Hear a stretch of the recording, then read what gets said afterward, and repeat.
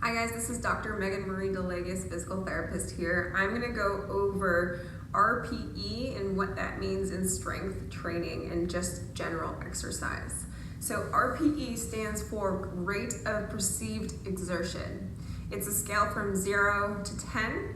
There are other types, but generally it's 0 to 10, where 10 is the most energy you've expended in something. And 0 is basically no energy other than the baseline energy needed to survive.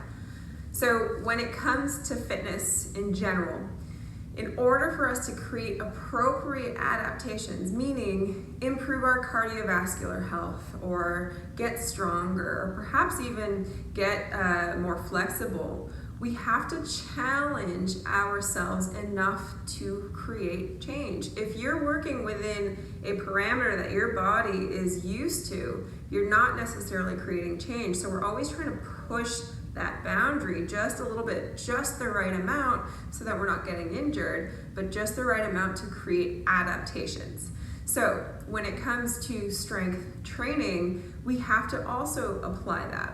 And so we use things like the scale, the RPE scale, to do that.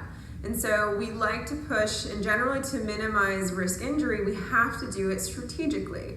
So for example, if I am trying to minimize risk, I'm trying to stay somewhere in the moderate to difficult intensity level. And so that is a qualitative way to describe something. But when we use the RPE scale, it's more numeric. And generally what I would say with somebody to minimize risk injury is to stay somewhere between the 6 to 8 and 9 scale. And I do this in a strategic way as well, so that when we're challenging the body, it's just the right amount that you're reducing the risk of injury. If we work too hard and we don't recover fast enough, then that's when we tend to get injured. And so when we have a scale or a way to regulate that, we are reducing that risk for injury. And you'll see this in a really good strength program or with a coach, because that is a way to regulate.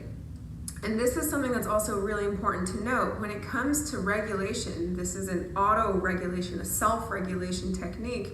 It means that we can adapt our training to how we're feeling in a particular day. Because in the real world, we are not the same energy. We are not prepared every single day the exact same way. So say it's a Sunday morning, you just got really good rest from the weekend, you went outside, you went on a nice stroll, you went on a hike, so you really got a lot of vitamin D, you even maybe socialized, all these things that actually boost our energy and our immune system, perhaps is preparing you for a really good workout on Sunday. Meaning, if I'm asking for something of high intensity, let's say, at 8 or 9 RPE, and there's a scale and I'll attach the chart. If I'm asking for something to be an RPE 8, let's just give you an example here. Let's say squats, you're doing weighted squats at an RPE of 8. And what you're probably going to experience is that you can do more of those weighted squats on that Sunday because you feel so good, you feel so rested, everything is feeling wonderful. So you might end up doing 3 sets at something like 100 pounds of squats. But let's say that same exact parameter is being requested of you on a Friday night after a grueling week, really crappy sleep. Perhaps you're a little anxious. Maybe you went out on Thursday night and got a drink for happy hour and you're just not feeling great. Then that same parameter of exercises to an RPE or a requested intensity level of 8, then you're probably going to maybe not be able to do 100 pounds. You might only be able to do 85 pounds. But because that stress level feels the same, because you're regulating by being aware of what you're experiencing, you're still likely creating an appropriate adaptation in your body to in a way that minimizes your risk of injury, but also creating an adaptation. So you're staying auto-regulated by an intensity and that you are managing yourself. So say that same requested workout is asked of you again on another day, you might be at 95 pounds because you're feeling pretty good, but maybe not as good as the Sunday before, but better than that Friday. having this RPE is really important because now you're still creating changes, but you're also probably just a little less likely to get injured, and you're not overexerting yourself. So this gives you a way to recover. It's a way to regulate stress recovery balances here.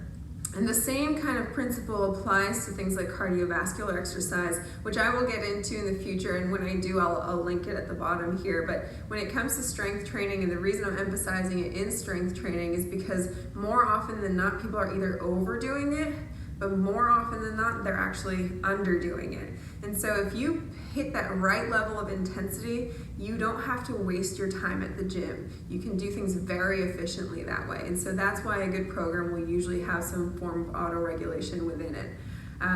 Again, this is something that I'll dive into a bit more, and I'll attach a chart on what an RPE 6 looks like, what an RPE 7 looks like, what an RPE 8, 9, or 10 might look like for somebody. And if you're working with me, I will explain that more specifically to you. But at the end of the day, if you don't have something that helps you auto-regulate in fitness and strength, then you should be finding somebody, or at least doing your research on what that looks like and requesting somebody to help you with that, or doing that for yourself.